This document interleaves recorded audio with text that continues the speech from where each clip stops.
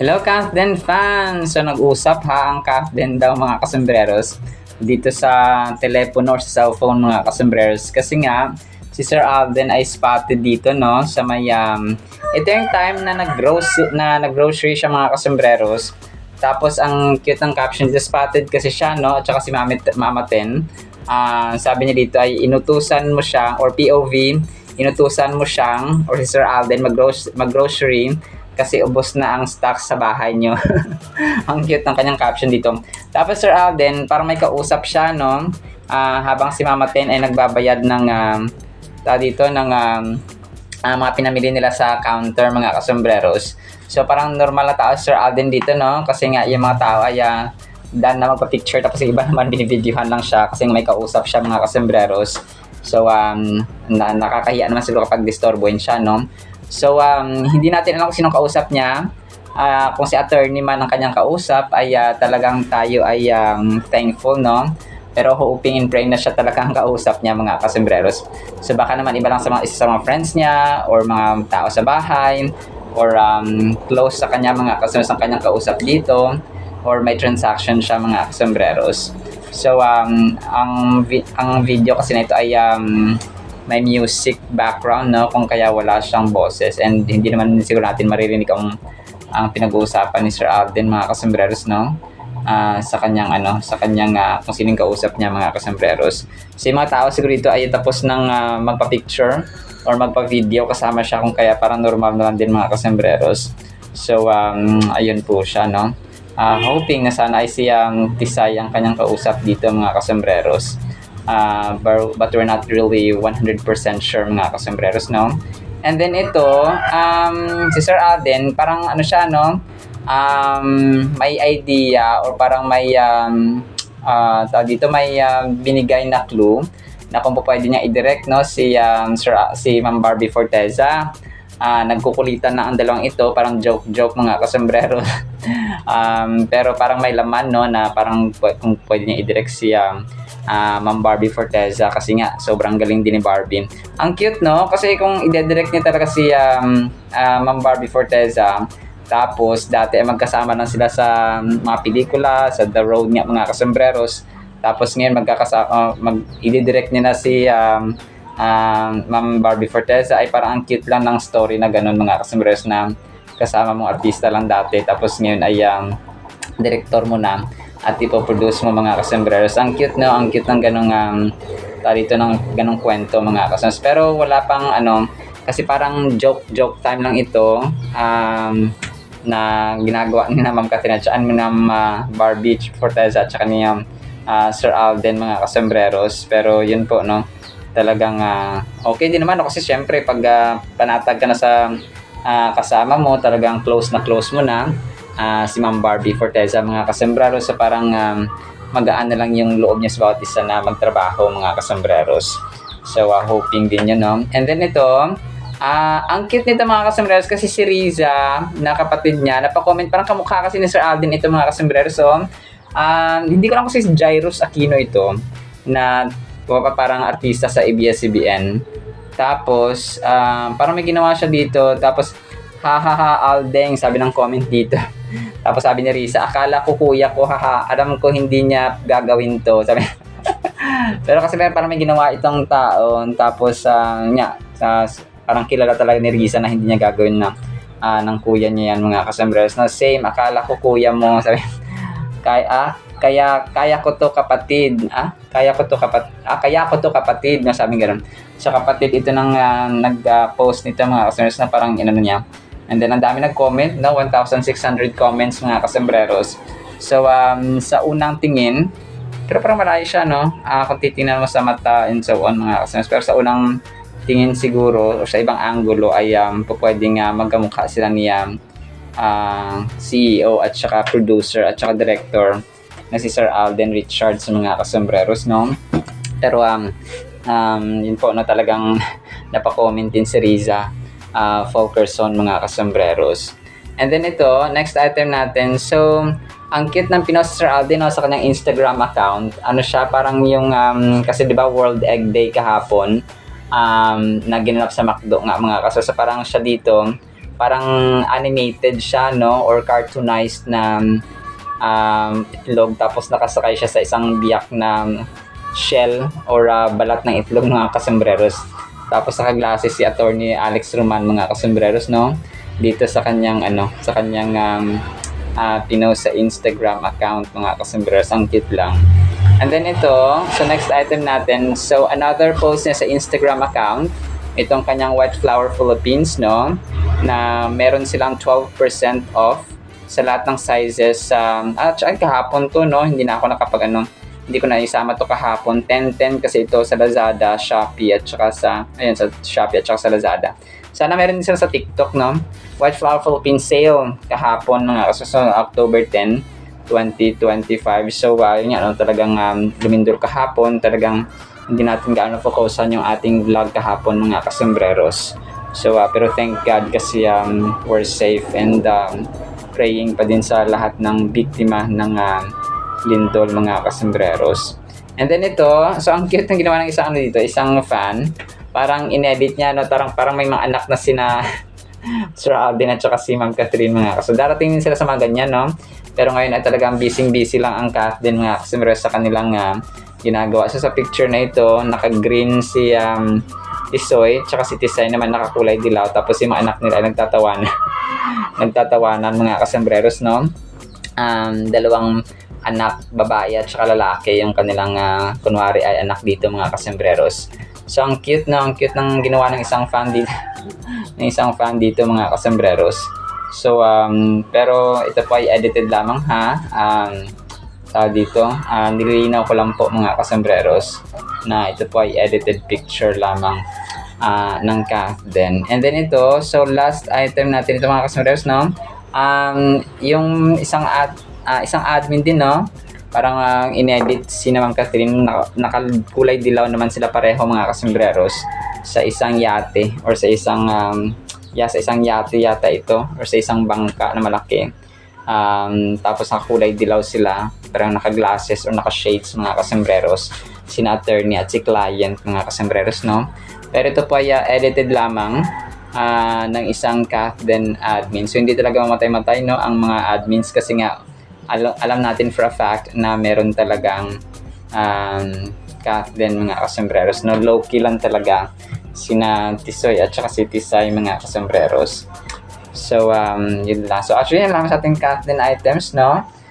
Sana po ipakinggan po natin ang Word of God. Today is October 11, 2025. So naghahabol tayo ngayon, no, ng ating mga backlogs, mga kasembreros ng Catherine. So sana po ipakinggan po natin ating Word of God. Para po sa ating Word of God is sobrang ganda nito, mga kasembreros. Ang title po natin, Tunay na Pinagpala. Psalms 1:1 ang kulit nito. Blessed is the man who walks not in the counsel of the ungodly, nor stands in the path of sinners, nor sits in the seat of the scornful. So ang Psalms 1:1, mga kasembreros, ay ang pinakaunang libro, ang pinakaunang chapter at ang pinakaunang verse, mga kasembreros, sa aklat ng Salmo or mga awit, mga kasembreros. So actually tatlo ito na sunod-sunod na verses, pero separate natin kasi sobrang ganda talaga nito, mga kasembreros. Sana po ipakinggan po natin hanggang dulo. So dito ay sinasabi na ating Panginoon, kina-confirm niya na ang tunay na pinagpala ay yung mga taong hindi nakikiayon, hindi sumasama sa mga taong masasama or sumusunod sa mga advice or sa mga counsel or sa mga sinasabi ng mga taong masasama, mga kasembreros. And isa pang niya dito ay ungodly, no? Yung mga walang Diyos, yung mga hindi maka-Diyos, yung mga walang takot sa Diyos, yung mga walang pag-ibig sa Diyos at hindi sumusunod sa Diyos. So yun siya, mga kasembreros. And nga, no, as a whole ay hindi siya nakikipanig or pumapanig, mga kasembreros, at sumasama sa mga taong masasama or sa sinners, whereas sila yung mga taong gumagawa ng kalooban ng Panginoon, mga kasembreros. So sila yung mga taong pinagpala, yung mga taong may prinsipyo, yung mga madadali silang mainganyo, maimpluwensyahan, mga kasembreros, ng udyok ng kaibigan, ng barkada, ng tropa, ng best friend, or ng mga gang-gang, mga kasembreros, no, yung mga fraternity, na yung goal ay saktan at saka kung mapapang trip-trip lang mga kasembreros ba, maraming ganun, no? Yung mga grupo ng mga gang-gang mga kasembreros ng mga kabataan, especially kasi mga talaga mga curious yung mga yan, no? Yung mga kabataan talagang gusto ng adventure, may iba naman na gusto ng studies, pero yun nga, no, talagang ang tao kapag walang prinsipyo, no, kunwari kahit may pamilyado na yung tatay for example or nanay, kapag naudyokan ng mga kumpare, kumare, kung ano lang ang gagawin mga kasembreros ay dun po nagkakasala. So the Lord Himself is reminding us na pinagpala, ito yung tunay na pinagpala, pinapaalala sa atin ng Panginoon na ang tunay na pinagpala ay yung mga taong hindi gumagawa ng masama, hindi nakikiayon, hindi nakikisama. When we read this verse, we are reminded of the importance of making choices that align with our values and beliefs. It speaks to the idea of being intentional about the company we keep and the paths we choose to follow. So, no, kapag tayo pa ay may firm na choice, may firm na prinsipyo sa buhay, kung hindi ka nadadala at saka nagpapadala agad mga customer, especially sa mga udyok ng masama at saka temptations, no?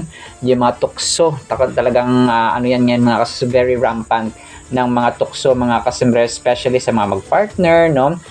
Minsan marami nag-aaway, nagiging broken or dysfunctional family sila kasi nga dahil sa udyok at saka sa pita ng laman mga kasembreros, kasi nga kapag ang tatay ay hindi firm at saka walang pananampalataya sa Panginoon, ang tendency kapag naudyokan, kapag may nag-text, may nag-chat, may tumawag lang, ay agad-agad na pumapasok yung pangangalunya mga kasembreros. And even no, sa mga scenarios natin araw-araw, hindi lang sa mga mag-asawa, kasi ang tao marami namang temptations, na maraming mukha ang temptations mga kasembreros. Pwedeng pagkain, pwedeng trip-trip lang, maraming masos. Just as in life, there will be many influences, kaya na-mention natin, pulling us in the different directions, urging us to compromise our values. So dito nako-compromise, mahirap ito mga kasembreros kapag nako-compromise ang ating values, kasi ang isang tao, kunwari, residiyo siya mag-aral, na studio siya, tapos yung magulang niya talagang pinapadalan siya ng pera, for example, talaga mag-aral, and so on. Tapos, dahil naudyukan, dahil na influensya ng barkada, hindi pala siya nakapag-graduate or hindi nakapagtapos dahil sa, kunwari, na-addict sa games, na-addict sa pagbabarkada, naging mabisyo, tapos nag-asawa, tapos nakadisgrasya ng babae, tapos nagkaanak. So, yung mga ganun tipo. So, marami mga kasembreros na nako-compromise ang ating values. That is why yung mga kabataan din naman na involved sa campus ministry, sa mga gawain ng Panginoon, nag-worship, kasi marami nakakita sa TikTok mga kasembreros na mga kabataan, talagang humahayo sila, nag-share sila ng gospel sa mga campuses, sa mga schools and universities mga kasembreros, which is nakakatuwa, no? And nakakamangha ang gawa ng Panginoon mga kasembreros. Ito yung tunay na pinagpala, yung mga taong hindi nakikiayon sa masama. But by staying strong in our convictions and not succumbing the negative influences, we are indeed blessed. So yun siya mga kasembreros, no? Kapag hindi tayo nagpapadala sa udyok ng masama, ay yun na tunay na pinagpala mga kasembreros. We as teachers, so sabi ito sa mga teachers na talagang mahalaga itong mga kasembreros. Psalm 1:1 is a profound opening to the book of Psalms, setting the stage for the themes of righteousness and wisdom that permeate the entire collection. So ang verse na ito ay nagbibigay sa atin ng malinaw na direction kung paano tayo mamuhay bilang mga pinagpala. So sa ating buhay kasi kailangan hindi tayo parating go with the flow. No, kasi ang agos ng tubig kapag malakas, kapag ikaw ay nag-counter flow, mahirap siya mga kasembreros, 'di ba? Kasi nga you have to go against the current. Pero kapag ikaw ay nagpapadala lang dun sa agos, lahat naman gumagawa nito kahit masama, no? Magpapadala na lang din ako, gagawin ko lang din ito, kasi kapag kunyari, yung corruption, no? Isa yun talaga sa typical na example ngayon. Hindi siya typical, talagang worst na example at saka pinakamasamang example. Isa sa pinaka-worst na example mga kasembreros talaga itong corruption. So dahil kunyari itong congressman na ito, o isang senator na ito, o isang yung president na ito, yung ating official na ito ay nangungurap, so may parang kumaga pa damay-damay. Kasi lahat sila makikinabang. So, ganun kasi sino ba naman hindi, di ba? O-offeran ka ng ganito, milyon-milyones, hindi lang thousands, no? I-offer sa iyo kundi milyones. So, dahil majority ng mga tao corrupt, so bibihira lang yung mga hindi corrupt, ay lahat na lang din mangungurap mga customer. So ganun ang yun ang isa sa pinakalantarang examples mga kasembreros ng kumaga pa hindi pagiging firm, hindi pagiging solid at hindi naman sa pang-ano kasi si VP Sara dati sabi niya ay humiwalay siya dito sa grupo ni na Martin Romualdez kasi nga mangungurap sila, mag-under the table. So, ayaw ni Sara ng ganun. Kaya siya tumiwlag doon mga kasembreros na parang ganun yung kwento. And yun nga, talagang siya ay may firm na command na pag ganito, ayaw niya talaga mga kasembreros. So, hindi naman perfecto si Sara and all of us are not perfect. Pero, yung dito mo nakita yung may firm na paninindigan, yung isang tao, sabi nga ng ibang political analysts na yung mga attorney at saka mga analysts mga kasembreros, mas delikado pa daw si Ma'am Sara kaysa kay former President Rodrigo Duterte. So ito naman ay nakita mo talaga yung Davao kasi dito talaga ako magiging witness ako mga kasembreros, witness ako ng kung paano nila i-handle na hindi naman perfecto pero organized yung Davao mga kasembreros in maraming projects. Yung binubuksan dito sa Davao kasi nga nakita nila yung safety, nakita nila yung pag-organize ng local officials mga kasembreros. So and most of them ay run by Duterte's mga kasembreros, sina Congressman Pulong, sina yung kanyang anak na si Rigo, and then yung si Mayor Baste, and so on mga kasembreros. So they're not perfect, may mga flaws sila mga kasembreros, pero when it comes to discipline, talagang isa sila sa mga examples mga kasembreros. One of the most powerful phrases in this verse, blessed is the one or blessed is the man, nag-i-imply po ito ng state of happiness and spiritual well-being that comes from living in a way that pleases God. The term blessed or blessed suggests more than just happiness. It indicates a deep sense of contentment and joy that comes from being in alignment with God's will.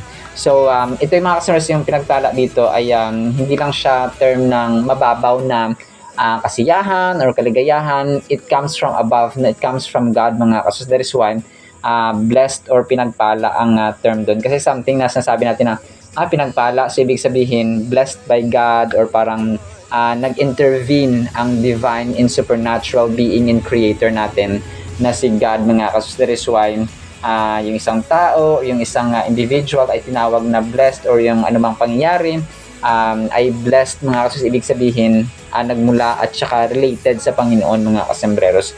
So ganun po siya. Ang ganda ang ganda ng verse na ito actually mga kasembreros, pambungad ng Book of Psalms chapter 1 mga kasembreros. But in the meantime, sin lang po sa ating Word of God nawa po ipagpalain po tayo ng pag-ibig, panampalataya, pag-asa, and firm na choices sa buhay mga kasembreros, not compromising what is right and just and pleasing sa harapan at kalugod-lugod sa harapan ng ating Panginoong Diyos na makapangyarihan sa lahat. In Jesus' mighty name we pray. Amen and amen. See you sa next segment mga kasembreros, and paalam po.